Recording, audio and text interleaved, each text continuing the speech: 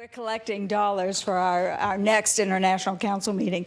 I think it's hopefully clear to you by now why we have renamed ourselves the Paley Center for Media, as we are evolving to meet the digital marketplace, and there's certainly no better place to be doing that than right where we are. And when we first started talking about convening this meeting here, I called up Eric Schmidt, and I said, what do you think about this idea? We'll bring the International Council here, and we'll get you and other technology companies in Silicon Valley to host this meeting. And this was in January, I think, right? And Eric said, well, it'll either be the best of times or the worst of times for these groups to be together. And I'm certainly going to start part of my conversation with him today on just that subject, whether he does see this as the best or worst of times, as old media, new media, young media, whatever we're going to call ourselves, look for the ways to converge and do business together. The Google story is such a well-known one. It's really iconic, not only in the business world, but across all sectors. In this remarkable space of less than a decade, this company has grown to 12,000 employees in countries and cities everywhere, and as Martin so rightly noted, now has a market cap that exceeds WPP, Viacom, CBS, Time Warner, the New York Times, and lots of other companies. From search to advertising to video platforms to satellite imaging, Google is making the world and all that's in it much more accessible. As someone said downstairs as we were loving the lunch at the No Name Cafe, by the way, best cafeteria, I'm sure, anywhere, someone walked up and said, well, it's Google's world and we're all living in it. And there's no question about that. So let's invite the person whose innovation, risk-taking, and extraordinary leadership has made it Google's world. Welcome the CEO, Eric Schmidt.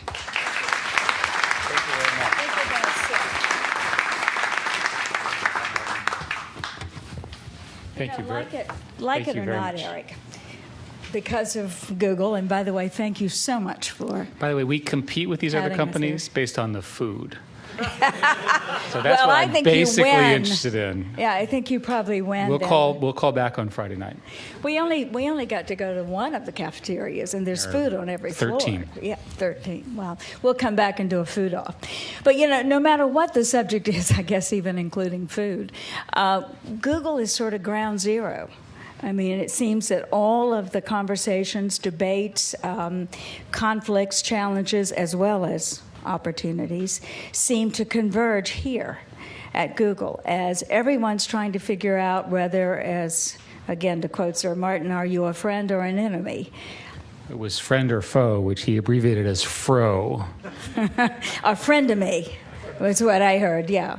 So the question usually begins, or I've seen so many interviews with you begin that way, friend or enemy of media companies, is when you talk about partnerships, what do you mean by that? And is Google too powerful, which seems to be the first question anyone asks you, so I won't break the tradition. Is Google too powerful? Well, of course not. Of course not. No, I think in many ways Google has become a representative icon, if you will, of a set of changes that are being brought about on many markets globally around the internet and access to information. And if Google had not shown up, another company or another set of companies would be dealing with the same issues that all of us are grappling with now. From a Google perspective, we're busy doing our thing. And our thing, as you know, is focusing on solving end-user problems. And we are critically dependent upon the media companies, high-quality content, and so forth to drive that, because users actually care a lot about that. Where we've gotten into trouble is where there is ambiguity in the law, or where there's legitimate disagreements on business models and so forth, and people have been upset. when we think about it as a company, we think of ourselves as a systematic innovator at scale. We're using the scale that so many people in our industry have built, and we're using it as effectively as we can to really have a positive impact in our view on the world. We are, as you pointed out, facing significant criticism in lots of places. We've sort of taken a view that this criticism is good. That the criticism, we learn from the criticism. We make mistakes, by the way. We're not perfect. And when we make a mistake, hopefully we correct it very quickly, or we have an internal debate and it makes our resolve on a particular issue even stronger. From the standpoint of the leading people in the world who create content, which I think are folks here in the room, our message is one of partnership. We are trying as hard as we can to build advertising distribution and monetization models that will in fact deliver superior economic returns to the people who actually create the content. Google is very good at a number of things, and one thing we're no good at is content. And we're very clear on that. We're not in the content businesses. You all are. So rather than worrying about these intersections, I think it's much better for us to jointly figure out how we can take the fact that people are spending a vastly larger and vastly increasing amount of time online in a new model, in a new way of consuming and using information. Let's figure out a way to serve their interests and to make money doing so. And that, I think, is the fundamental message that we have. And partnerships has been very much your mantra. And if you look across Google's businesses, you see it represented with a lot of different kinds of media companies. The MySpace with News Corp, Time Warner, you've got, of course, your own YouTube. Now you're looking to monetize advertising in newspapers, radio, television. Let's look at each of those sectors and talk about lessons learned, challenges, opportunities. In each of those cases, we've taken our view of advertising, which is that advertising is valuable, that advertising can become even more valuable with more targeting, and we've tried to apply our technology and our tools and our reach to this medium. We are by far the most successful in our traditional core text search ads business, which everybody knows about, is doing very well for us. We also are very successful in a set of partnerships where we syndicate that search and ads business, and where we also provide advertising for text on the web. The majority of Google's revenue is in those three categories. The emergent categories, which are the ones that everybody's talking about, are still a small percentage but growing much faster than the others, so eventually they'll become significant. And each of them is different. In the case of print, we've been working with print advertisers, and we started with newspapers to try to build essentially an advertising clearing exchange network where people can take their ad creatives and then we will essentially syndicate them through our network. All the print publishers seem to be very happy with this because it provides them more reach. It essentially makes their sales forces more productive. So that seems like a positive. We're ending the first phase of our second trial, and the first trial failed, and the second trial is working extremely well. So that's, again, an example of how Google works. There was a lot of press about this a year ago, and it just didn't work. And rather than sitting there saying, oh, this is a terrible idea, we talked to the team and said, let's try a different approach. The different approach is working much better. In the case of television, we just announced a series of deals, the most recent announcement being with EchoStar, where we are getting primetime inventory, and we're actually taking video creatives done by clever advertising agencies and basically putting those creatives through our network and doing moderate targeting because everybody has a set-top box. In the case of radio, we just did a huge deal with Clear Channel, which again is giving us drive time, key radio advertising. We don't know how to target to the car yet because your car is not individually addressable, and you might take the position, thank goodness, but nevertheless that's the way it is. But we can target to the region and to the zip code and things like that. So again, that's an improvement from the standpoint of the value of an ad. I can give you example after example. In video, similarly, we're experimenting with pre-roll, post-roll, and contextual ads to try to figure out how those advertising models work with, again, professionally produced content. And you also said recently that you want to partner and approach media companies, entertainment companies, and do business together in a way that you don't screw up. Where do you think you have screwed up, and where do you think you've added value? Well, at the moment we're being sued by Viacom, so we can argue that's an error. We can debate whose error that was. We would argue it was theirs. So I think that's probably a screw up by any mechanism. In the approach that we have with smaller media companies, we've been successful in convincing them that a model where the content is essentially licensed and then we do revenue sharing, that model, which is the model that Google has always used, where we pay as we go, has worked very well. And you'll see hundreds and hundreds of smaller, more specialized media partners. Probably the largest of that category and the most successful so far has been the BBC.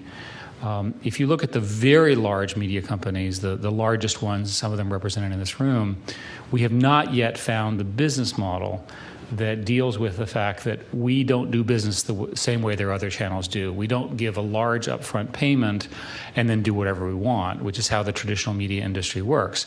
As you know, these are licensing businesses, and they say, here's a right, here's a time, here's a good, here's a thing you can do with it, and here's a fee coming back, and then the economics work.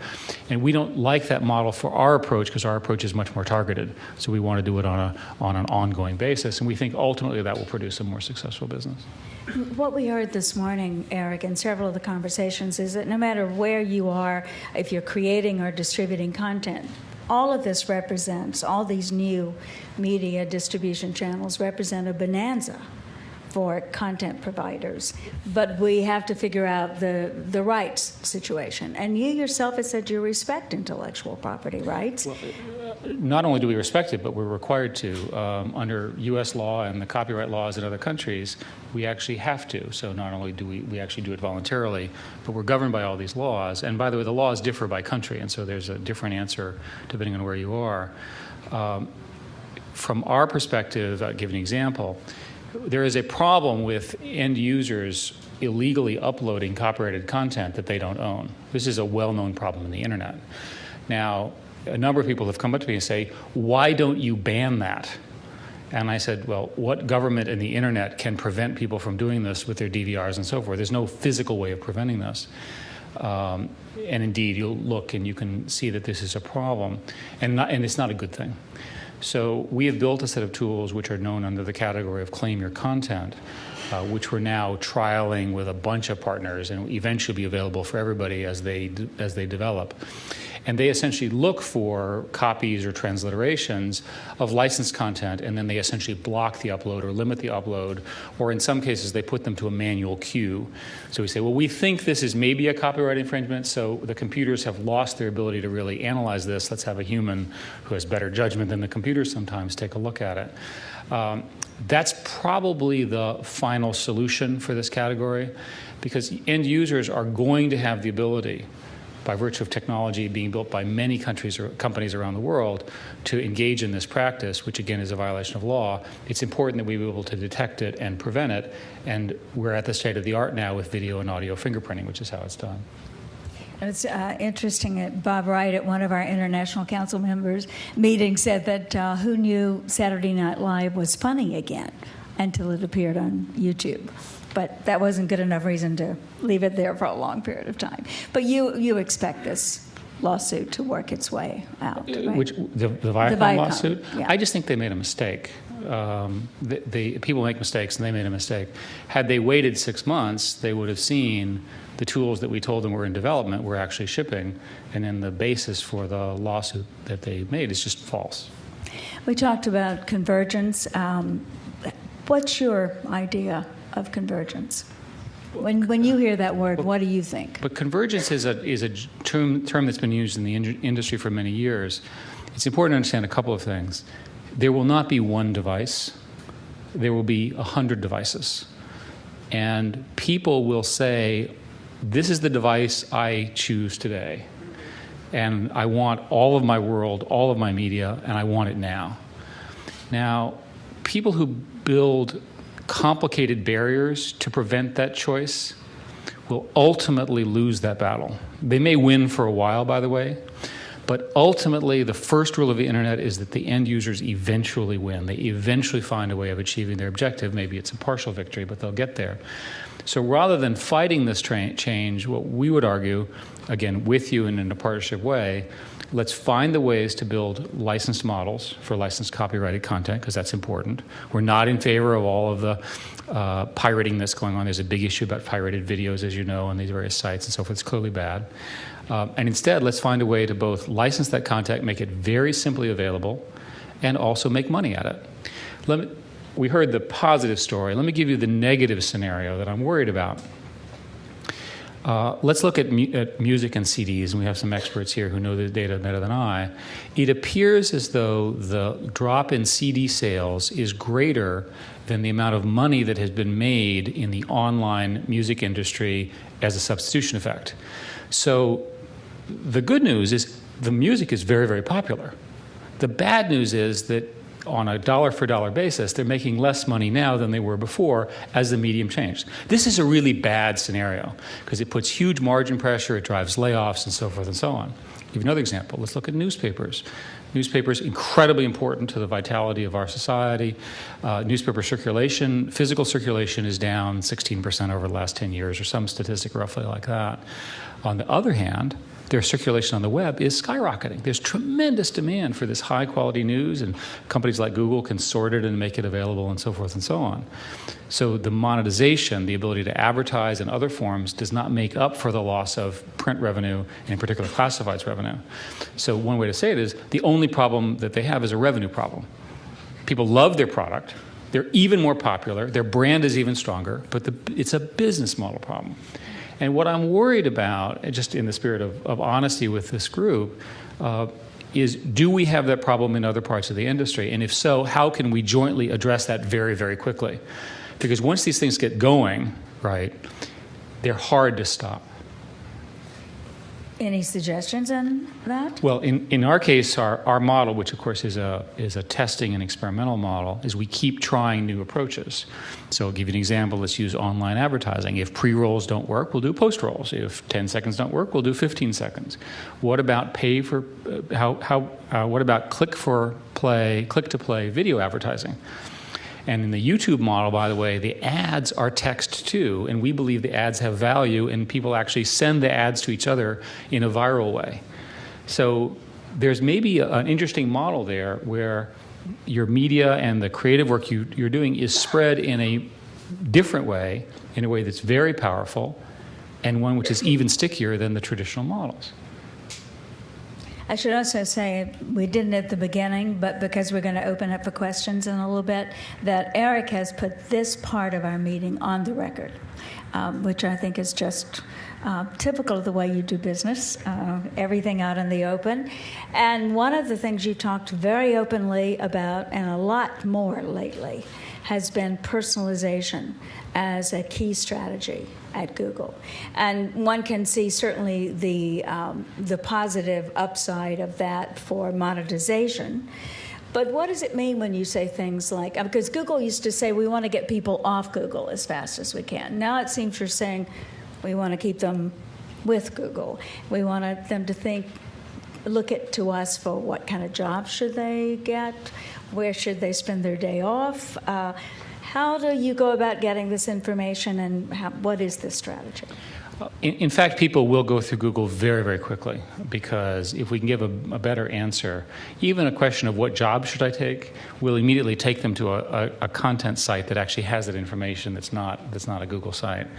The evidence that it's a simple argument about personalization. You are the best judge of what you care about.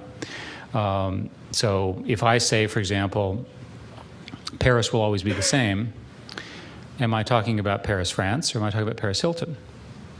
It's very hard to know. Depending on which week and where you are and what your nationality is, you might get a very different answer, and you might get an aggressively different answer. So it seems obvious if you think about it that the more the person can choose to personalize, which is different from the company, the person can choose to personalize, the better the quality of the answer that they can get. And without turning this into an ad for Google, we have a whole bunch of products, including something called iGoogle, which is exploding in its success, which allows for this personalization. And we're having a tremendous number of applications and other companies that are building relatively simple applications that can use the Google database, again, with your permission, to provide more personalized services of this type. And you said, I think it was in today's paper, that you are cutting back on the amount of time you're keeping data about your users. And that, I assume, is both connected to these fears about personalization as well as privacy. What's interesting is that the average person, when they hear about Google and they hear about privacy, they commingle all of these issues. In fact, they're quite distinct. One of the things to know is that Google does, in fact, keep a log of people's queries. And there have been many people who have been concerned that that log could be misused. Depending on their nationality, some of them are concerned that the U.S. government could misuse that data. And there's obviously an argument that that amount of data shouldn't be kept around forever because it could be misused. On the other hand, there's a corresponding argument where that information might be useful, for example, for law enforcement in certain situations. The Europeans have been the most aggressive with this, and there's something called the European Data Privacy Initiative and a set of European regulators who have largely come out with an answer that this stuff needs to be kept for, initially the message was 18 to 24 months, and now they've come back and said 18 months, and we've generally agreed with that. Partly because we think eventually they'll put it into law anyway, and partly because it's helpful for us to have a crisp answer. So the answer is 18 months. And the reason is that there's a balance of interest between legitimate government, for example, interest in subpoenaing things and so forth, and your personal privacy. And that's how democracies sort these things out, and I think it's a good outcome. But as Google becomes more intertwined with the fabric of all our lives, it is on a voluntary personalization method. Again, there are certain things that are were voluntary. This particular logs thing we were doing automatically, and so that's why it became an issue for the regulators. We would like you to think of Google as sort of the weather, right? It's always around. You don't really notice it, and it turns out it's really important. So we'd like Google to be everywhere. Well, it seems to be, as a matter of fact. I heard you say, I think it was at Davos this year, actually, at the World Economic Forum, that you thought the most transformative technology in the world today was mobility, the cell phone. Can we assume, since you are looking at it that way, that Google might be moving into the cell phone business in some way? Well, let me tell you the statistics on cell phones. They're really phenomenal. There are somewhere between 2.3 billion and 3 billion mobile phones in use. If you go to the poorest countries in the world, clever entrepreneurs have been able to build very low-cost communications networks, and those networks are being used for phenomenal things. They're being used for disaster information, for banking. In many cases, these folks don't have proper banking networks, so they use their phone as a bank. Everyone here is familiar with the micro-lending successes, which are heroic, in my view. These are amazing achievements of committed entrepreneurs in technology. The rate at which mobile phones are growing, somewhere between over the next 3 to 4 years, another net billion mobile phone users will be added. This is another billion people adding to the global conversation, adding, if you will, to our voices, which are already well heard. From a Google perspective, we want to be a part of all of that experience. We have a couple of products that are very successful already on mobile phones. Probably the one that is the most impactful is Google Maps, and you get a satellite view of exactly where you are. And by the way, every phone has a camera, and every phone has a GPS system or equivalent, and there are more cameras being sold in phones than cameras without phones. So by definition, every computer device is a phone with a camera and a GPS. Now, if that's not a revenue opportunity for video and targeting and so forth, and you can imagine, by the way, in this new model, so you send me a video image because you and I are basketball fans, and you say, oh, this guy's a great guy, and I say, no, he's an idiot, and I send it over here, and he says, no, the both of you are idiots, and so forth. That little viral network is phone to phone to phone. And one way to think about these emergent distribution markets is how are you going to participate in them? And that's probably a very big revenue opportunity over the next few years just because of their scale. Any clues on how Google plans to participate in them? Well, so far we've licensed or partnered, as an example, with Apple, most recently in the iPhone, in the with our Maps product, and we've announced a number of others as well. The most successful one we have of all, believe it or not, is in Japan with a company called KDDI, where not only do we show text, but we also show search ads and so forth and so on, and the revenue is phenomenal. Well, this is sort of a clever way of asking Eric to show us something which some of you wanted may to have see- seen, but I had not, at least not in person. So- Because he's on the Apple board. I see. You're asking about my iPhone. Yes, yes. I yes. thought you were asking about Google. Well, No. This is the privilege of being That's on the a Google map on that's there, right. I It's a think, privilege of isn't it? being on the Apple board, and I have to guard this with my life around here. he demonstrated to me that in a matter of a few minutes, let's see if I we can can find the recreate Google it now. campus. He actually showed me on his iPhone exactly where we're sitting, with the tables and chairs outside, very visible, the umbrellas. Can you do it again? Yeah, there they are. You can't really see it, but here we are. So nobody in the audience but you can see this, Pat. But the important point, here's a picture from the satellite of the little, basically of our lunch place. What I'm going to do with this is beyond me since lunch is over, but you get the idea. But what is being done with the mobility of cell phones, as you mentioned, is transformational, and it really does have the opportunity But to one change. thing that I've been thinking about is, all of us sit in a lot of meetings, and it used to be that people would just sit in meetings, and now when I look, I see everyone kind of leaning over, and I look very carefully, and they're fiddling. So I don't know if the new meeting model is a fiddling model. At Google, we sort of gave up on that, and now this is an incredibly polite audience because you're all actually looking at me. At Google, no one ever looks at the speaker. They're always looking at their computers, and they're literally typing away. I don't know whether this is generational or not, but it's always a shock to see the sort of entire workforce ignoring everyone. But it seems to be even more productive than when they listen to us. Well, this morning this afternoon, there has been quite a lot of talk about handheld and what that offers, both in terms of revenue and business models, as you mentioned, but also just the way in which consumers use and want to use. But looking forward, in that Google is a global company. You must think about each of these strategies by geographic differences. And when it comes to leapfrogging from internet to phone, as we see it in certain countries, there are great geographical differences. How are you addressing this? What's interesting is both what you said is true and also not true, that there are geographic differences, but people are the same everywhere. They have the same hopes, they have the same goals, from the poorest to the richest. They all care about the same things: a better life, no war, good kids, good education, happy social life, good entertainment, all that kind of stuff. And it's an important lesson to understand that when you see them light up, they light up because they haven't seen it before, even though you have. And that's a magical moment, I think, in any of these global businesses. From the standpoint of Google's strategy, the technology by which we will talk to these end users may be very different. And of course, there's language and cultural differences. But every one of them wants a map. Everyone wants more information, and sometimes the information is about crops, and then because they're farming countries, or they want to understand whether their governments are corrupt or not, and indeed maybe they are.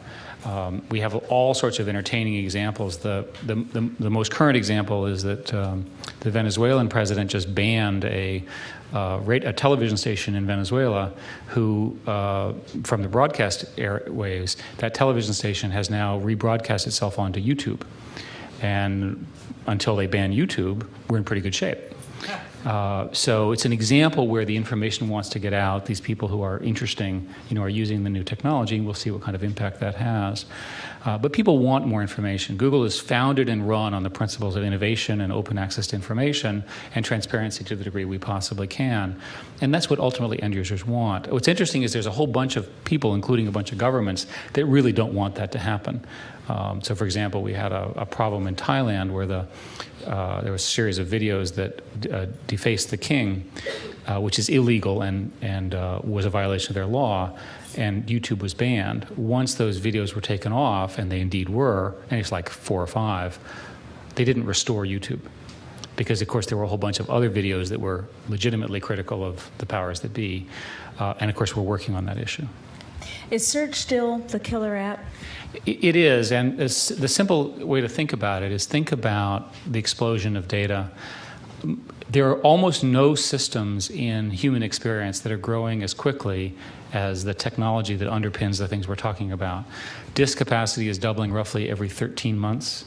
That means the disks in 10 years will be 1,000 times larger. An interesting statistic is that in 2019, and all of us will still be around in 2019, it's not that long from now, in a single iPod type of a device with a single hard drive, it'll be possible to have 85 years of video, which you'll never be able to watch in your entire life, because you're not going to live that much longer unless you guys invent life extension or something, which would be fun to invent. So there's amazing, amazing concentration of information and empowerment, and it's not slowing down. If anything, it's accelerating. In that context, how do you manage information? You do search. So as I look around, I see problems of information explosion. That's a search problem.